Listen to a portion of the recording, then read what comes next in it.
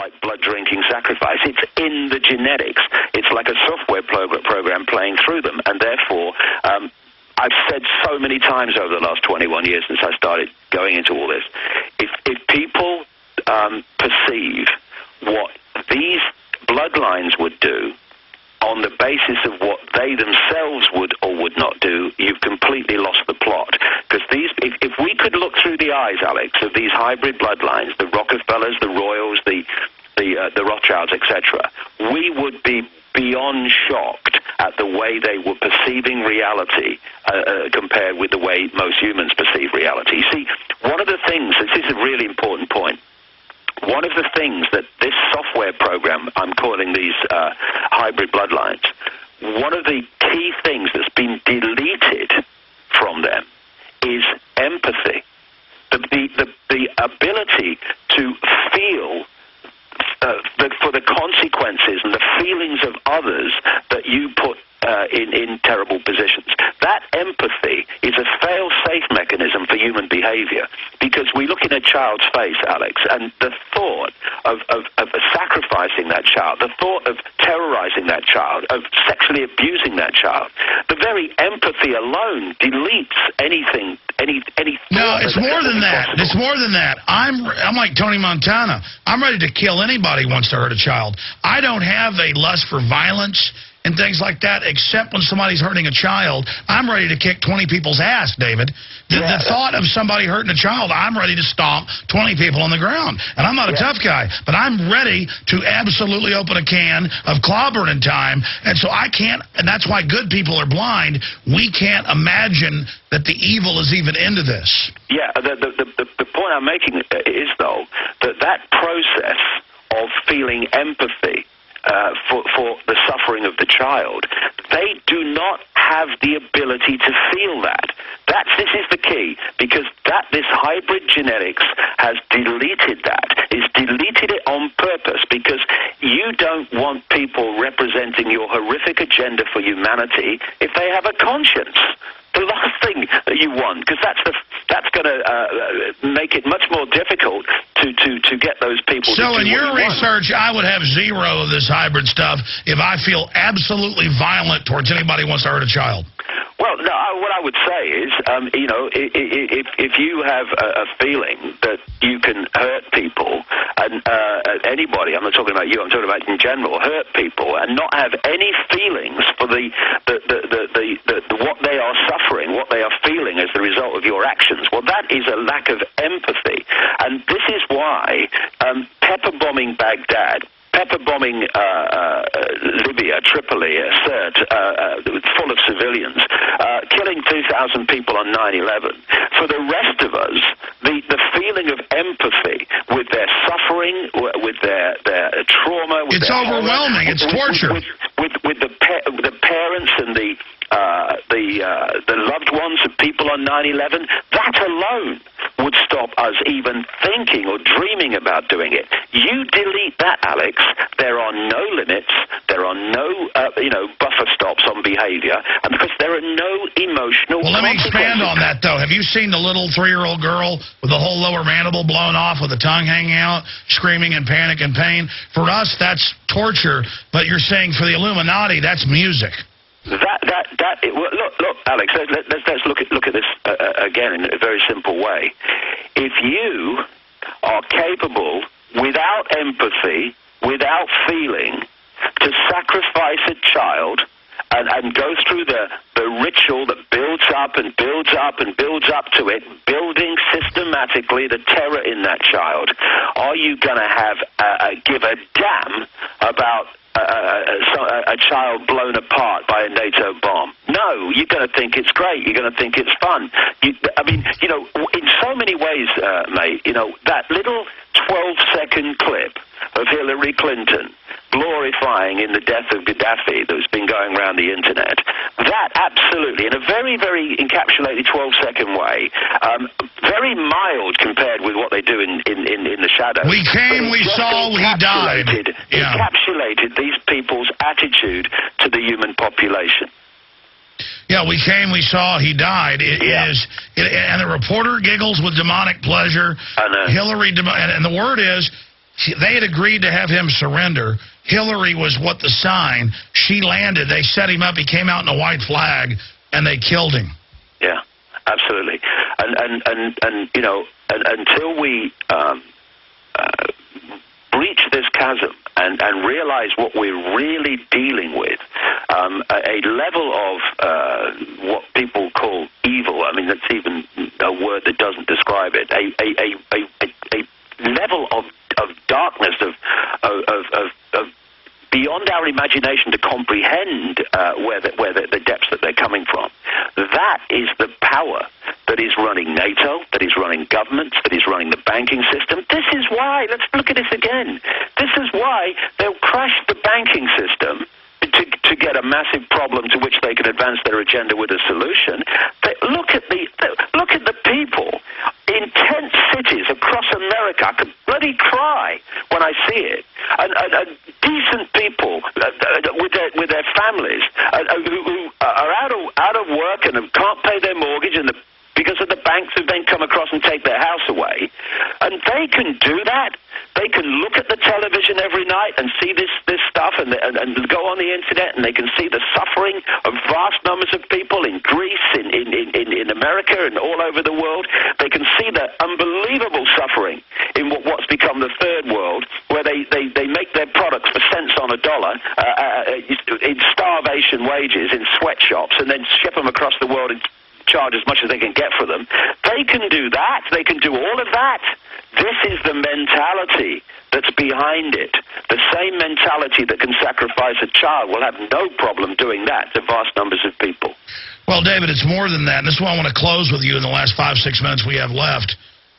The genetic engineering, the UN releasing mosquitoes that forcibly inoculate us, Bill Gates making jokes about killing grandma to create 10 jobs, the reduction in fertility, the autism exploding, this culture of death. I want David Icke to tell us now, you know, whatever these psychopaths are, they might as well be blood-drinking whatevers. I mean, they're psycho demons, whatever they are, who don't have empathy and who don't have a soul and who are my eternal enemy. What is their end game? You say they're running out of time, but if they had their way, what are we facing? What's coming up, this great challenge? What do they want to set up in this world? Because no doubt the awakening's happening. They're coming in both feet down, trying to keep us down. David Icke, what are we about to see? What is their end game, and how does the battle end? How does it unravel? Sum it up. Well, just very quickly to start with, you mentioned there the obsession with death. We think about radio stations. If you're broadcasting on Radio 1, you're not going to connect with Radio 2. It's on a different frequency. If you therefore are going to absorb energy, which is your sustenance, then you've got to get that energy on the frequency of Radio 1, your frequency. And the frequency of these people, by their very, very nature, because our frequency is dictated by our attitudes and everything, is low vibrational, is the same frequency range as low vibrational human emotion. So the more the fear, anxiety, frustration, but anything surrounding death and destruction is generating the very energy from humanity that you are taking your sustenance from. This is why they're obsessed with death and everything to do with death. To them, you see, when you pepper bomb Tripoli, you're creating a vast explosion by what you do to those people and decent people. Sure, it's blood in the water, so they're trying to create death and destruction. Because that creates the very energy that they absorb. Love, appreciation, kindness, peace. These are energy frequencies that they can't access. This is why they don't want that in the world. Well, that's why the television is designed to lower the overall brainwave. Exactly, and the movies and all that stuff. But in terms of the end game, what they are looking for is a vastly reduced global population, vastly reduced, and that would be beyond what we perceive as slaves now. They would eventually be manipulated specifically. This was in Brave New World, Aldous Huxley, specifically bred to be slaves, to have enough intelligence to to serve as a slave, but nothing like enough intelligence to realize that they're slaves in their situation, so they would just do it without question. They want a network of mind control, constant mind control, which they're now starting to bring in through these smart grids and these light bulbs, these so-called energy-saving light bulbs. What they are, actually, it sounds crazy, but it's not. They are transmitters of information. And, you know, in my new book coming out in January, I've quoted the scientists who've looked into the way of transmitting information through the electrical system, and they've explained how it's been done through this woodpecker signal that came out of the Soviet Union and through other means, even with the grid that we have now.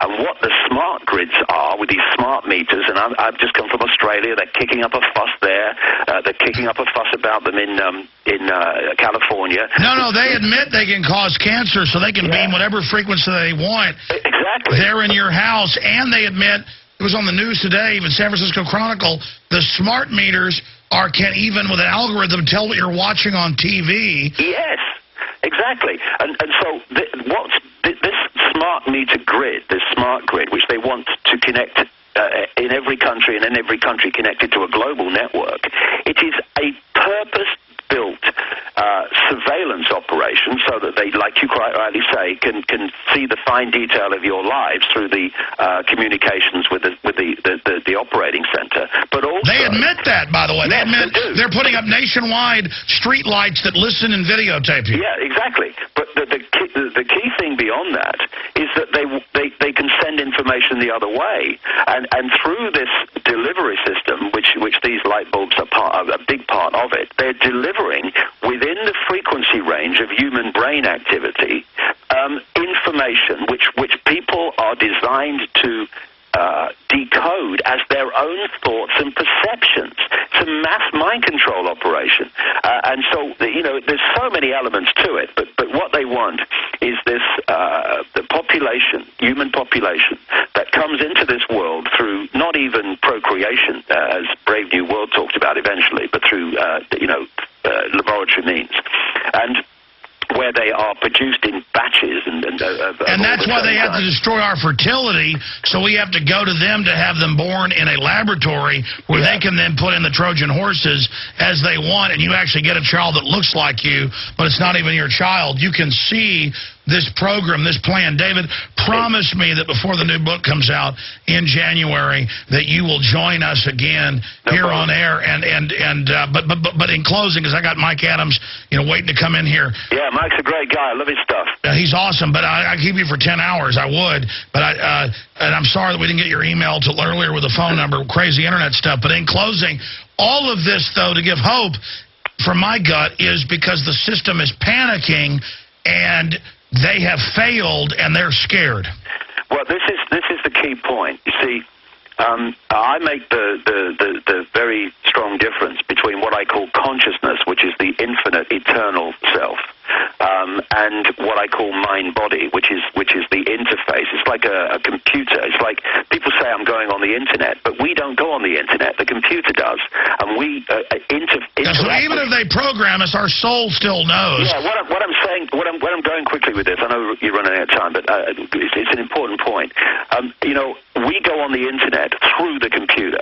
Now, what if the computer started becoming detached from us sitting at the keyboard, and we were smacking the mouse and smacking the keyboard and nothing was happening, and now the computer is deciding where it's going on the internet and what he thinks of it? That is the dynamic of the human condition.